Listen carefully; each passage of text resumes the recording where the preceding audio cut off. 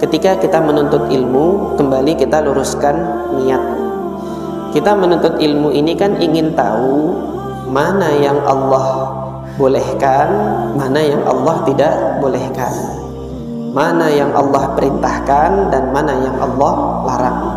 Ketika kita mengetahui itu, baru kita implementasikan, kita praktekkan pada amal-amal soleh, yang mana setelah kita praktekkan dalam amal-amal soleh, tujuan kita nanti adalah selamat di akhirat. Nah, ini sebagian dari penuntut ilmu mungkin ada yang lupa, mungkin ada yang lupa. Jadi ketika menuntut ilmu itu entah nanti melihat ke sana, melihat ke sini, dilupakan oleh setan. Itu tidak hanya siapapun, saya pun terkadang seperti itu. Jadi ketika menuntut ilmu itu terdetik niatan bahwasanya saya ingin dikatakan begini, begini, begini. Kalau itu saja tujuan dari kita menuntut ilmu, nanti kelak di akhirat itu nggak ada manfaatnya.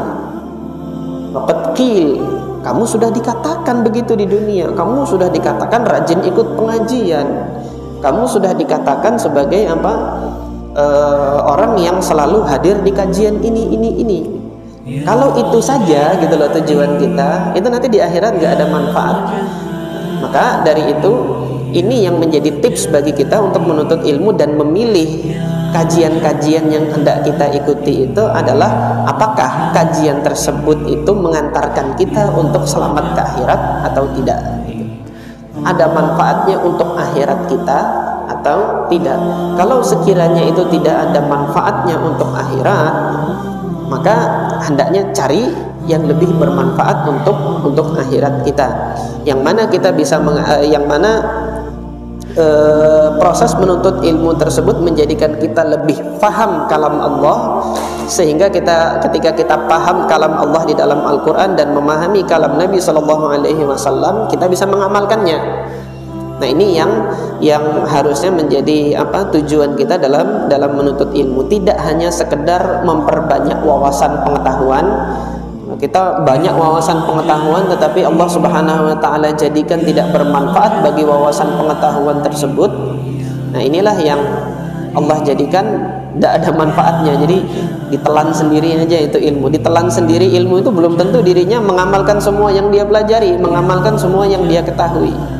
Nah, paling tidak ketika dia mengetahui ada suatu ilmu, pada saat dirinya belum bisa mengamalkan, sebarkan, tularkan kepada orang lain, sampaikan kepada yang lain agar yang lain itu juga merasakan nikmatnya berilmu, nikmatnya Allah Subhanahu wa Ta'ala anugerahkan kefahaman dan pemahaman terhadap agama ini.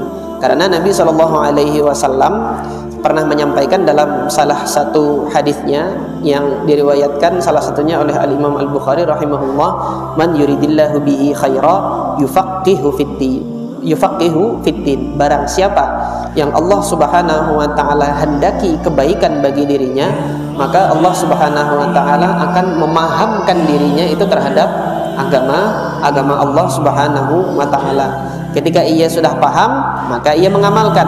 Ketika ia sudah paham, maka ia meninggalkan apa yang tidak Allah Subhanahu wa Ta'ala senangi.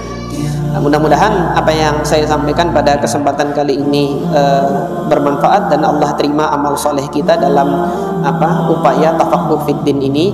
Subhanakallahumma rabbana wa bihamdika asyhadu an la ilaha illa anta astaghfiruka wa atubu ilaik. Assalamualaikum warahmatullahi wabarakatuh.